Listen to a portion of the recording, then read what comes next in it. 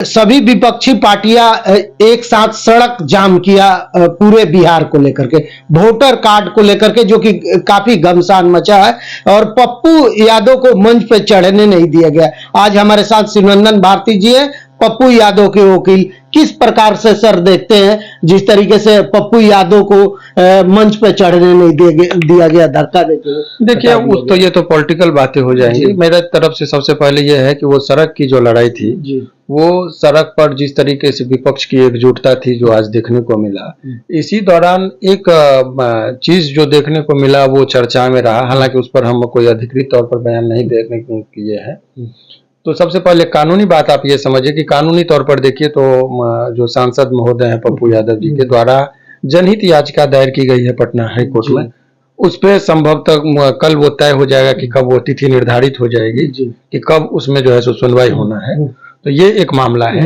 इसी दौरान आपने जो कहा कि वो उनको अपमानित किया गया, तो देखिए एक चीज बता रहे कि ये बहुत ही इत्मीनान से, या बहुत सारे पॉलिटिकल कारण हो सकते हैं, लेकिन इतना बात है कि पप्पू यादव जी को जितना अपमानित किया जाएगा उतने बड़ी ये लोग हीरो बना रहे हैं। और वो हीरो तो है ही, लेकिन आप किसी को यदि आप अपमानित करेंगे तो हीरो कौन, लोकतंत्र में कौन तय करता है? कोई नेता खास व्यक्ति तय नहीं करता कि कौन हीरो है नहीं है। जनता के नजर में जो वोट उनको देगा, जितने समर्थक उनको मिलेंगे।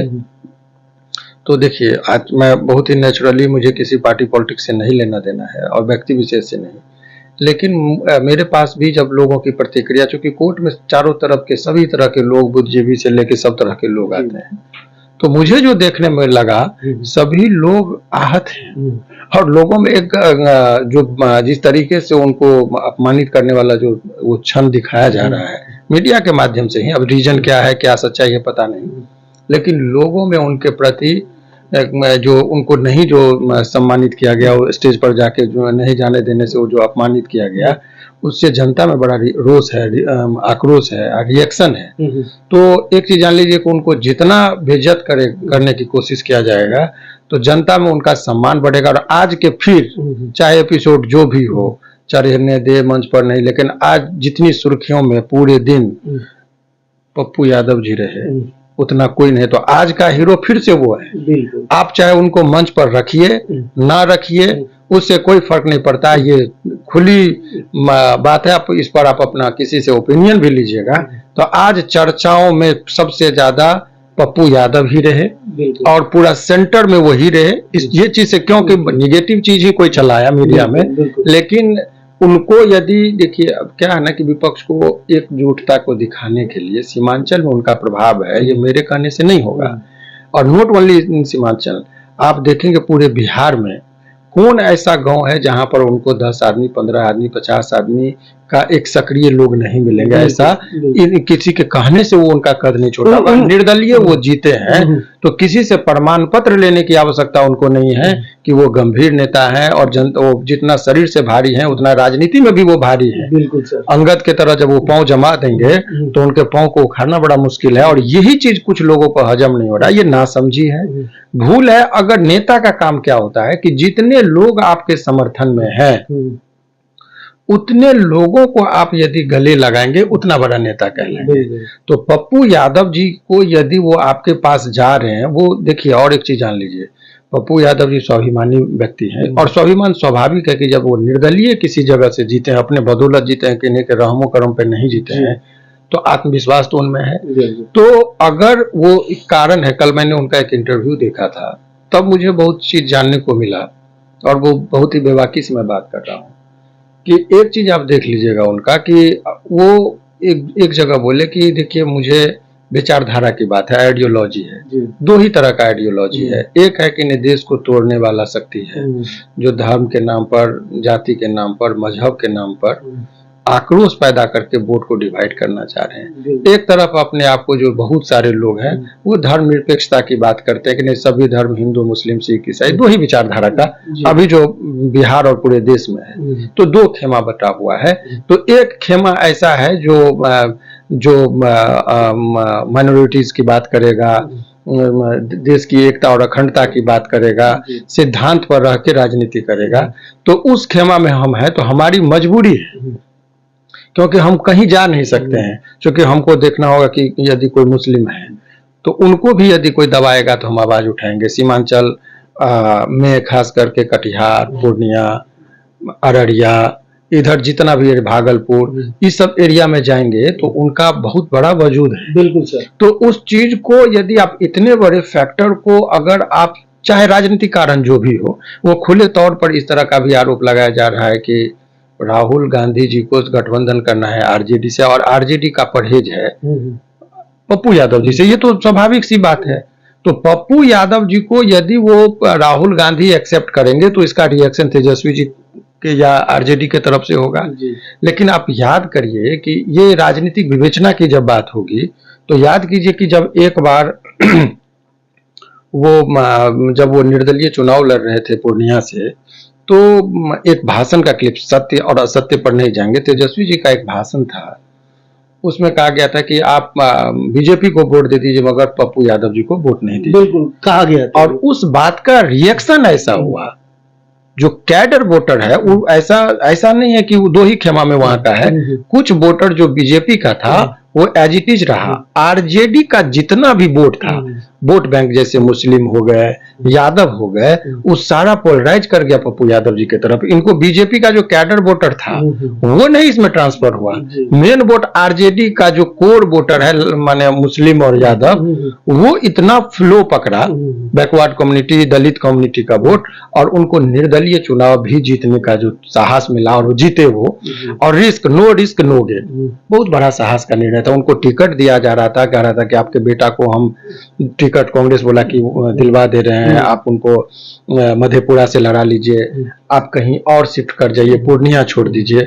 तो उन्होंने अपना निर्णय लिया कि नहीं, हमको आप दीजिए टिकट, तो भी नहीं दीजिए तब भी हम चुनाव लड़ेंगे अपने जगह से ही और पूर्णिया पर। और पूर्णिया पर उनको ये सब जो भी प्रकरण हुआ राजनीति का, आप भले ही उनको महत्व नहीं दीजिए, आप उनको वजन नहीं दीजिए, लेकिन जनता में जो पैठ उनकी बन रही है उसी से इनकार नहीं किया जा सकता। और सभी लोगों को कि अगर एक जनता होने के नाते अगर उनमें कोई खामी है तो उसका आलोचना भी होना चाहिए। और यदि कोई नेता अच्छा काम कर रहा है तो उसके खुले तौर पर दल जाति भावना से ऊपर उठकर एक उसका प्रशंसा भी होना चाहिए। तो इस बात में कोई उनके जो शत्रु होंगे वो भी ये नहीं कर सकते कोई मरता है सबसे पहले पप्पू यादव जी जाते हैं, और कोई किसी के यहाँ बीमार होगा तो सबसे पहले पप्पू यादव जी के यहाँ दरबार लगता है, जाते हैं, पैसा भी देते हैं वहाँ पे। जो है पैसा का ही बात नहीं, हर तरीके से उनको मदद, केवल पैसा के नहीं, उनका एक बहुत ही व्यवस्थित तरीके से, एक आदमी जिस तरीके से दुर्गा जी को कहता है कि 9 गो हाथ, तो उनके पास 9 हैंड का मतलब समझिए कि एक आदमी हॉस्पिटल के रखे हुए हैं, एक आदमी प्रशासनिक तौर पर जाएंगे, उनके यहाँ एक विधिवत एक वेल मैनेजमेंट का जो तरीका है वो तरीका देखने को मिलेगा। अगर ये चीज कोई भी आदमी यदि चाह रहे हैं कि हमको राजनीतिक तौर पर अपना वजूद खड़ा करना है तो उनको उनके जीवन शैली से सीखना चाहिए कि आज के इस दौर में आदमी कोई निर्दलीय भी चुनाव लड़ने का साहस करता हो और जीतता हो, वो आज का बात नहीं। हालांकि वो उन्होंने 7 बार में से 6 बार वो निर्दलीय चुनाव जीते हैं, तो उनकी कुछ कार्यशैली है और कार्यशैली जो है वो अनुसरण करने लायक है, अनुसरण की वो सीखने की लायक है कि आखिर कौन सी ऐसी व्यवस्था है कि जिससे वो जीत रहे हैं। आप उनको मंच पर से धक्का दे दिए, उनको पूर्णिया से आप भगाने की बात कर दिए, टिकट काटने की बात की, लेकिन जनता में क्या असर हुआ। फिर आज ये राजनीतिक तौर पर जो उनको कद को छोटा करना चाह रहे थे, उनकी ये बहुत बड़ी भूल है कि आज फिर आप भले ही उनको मंच पर नहीं चढ़ने दिए, लेकिन आज के इस पूरे एपिसोड का सबसे बड़ा उभर के यदि कोई हीरो बने हैं तो पुनः आज की महफिल को लूटने वाला जितना भी क्रेडिट है, श्रेय है, वो पप्पू यादव जी के पास चला गया है। जनता का अपार सिंपैथी उनके प्रति है कि इस तरीके से जलील नहीं करना चाहिए था, इस तरीके से उनको ये नहीं करना चाहिए था। और यादव कम्युनिटी की बात किया जाए तो यादवों में भी इस बात का, देखिए यादव बड़ा भावुक चीज होता है, उनको लग रहा है कि भाई तुम भी तेजस्वी भी यादव हैं, यादव टाइटल है ना, यादव उसी के नाम पर आकर्षण होता है, जैसे चुंबक होता है। तो यादव कहीं भी देखेगा तो पहले उसका एक चीज जाता है। तो अगर एक यादव दूसरे यादव को इस तरीके से जलील करेगा और जो गलत करेगा उसके प्रति नफरत होगा, तो लग रहा है कि भाई सब पेज समझ गया कि पप्पू यादव जी को लिस्ट में नाम क्यों नहीं दिया, नहीं गए। पप्पू यादव खुद बोल रहे हैं कि शायद मेरा लिस्ट में नाम नहीं था। लिस्ट में नाम तो हु प्रिपेयर्ड द लिस्ट। आखिर उस मंच पर बहुत सारे लोग गए, जो लोगों का वजूद उस लेक्चर, ठीक है, विपक्ष की भूमिका में यदि तेजस्वी यादव जी थे, कांग्रेस के प्रदेश अध्यक्ष थे, और राहुल गांधी जी थे, वामपंथी के सभी ये थे, तो इसके अलावा कोई भी नेता नहीं चढ़ता, तो आप कहते कि भाई ये इक्वालिटी था।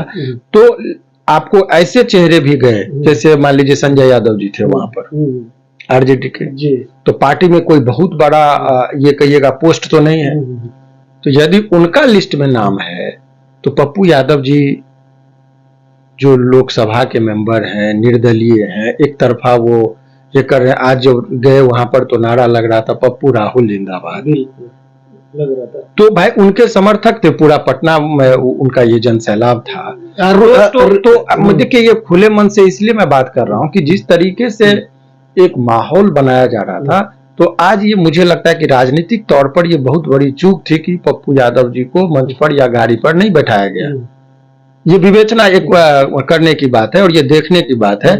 अगर वो चले जाते तो विपक्षियों को कोई ऐसा मुद्दा नहीं मिलता दिखाने को।